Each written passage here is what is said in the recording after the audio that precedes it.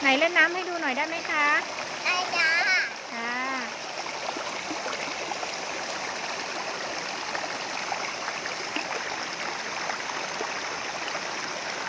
เขาเรียกน้ำตกอะไรคะเนี่ย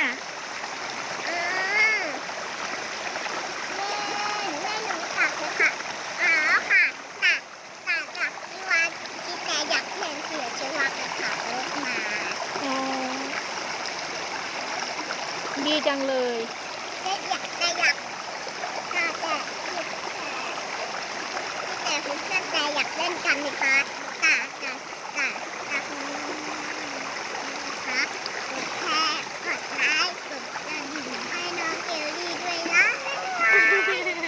ไม่ใช่แล้ว ดีค่ะ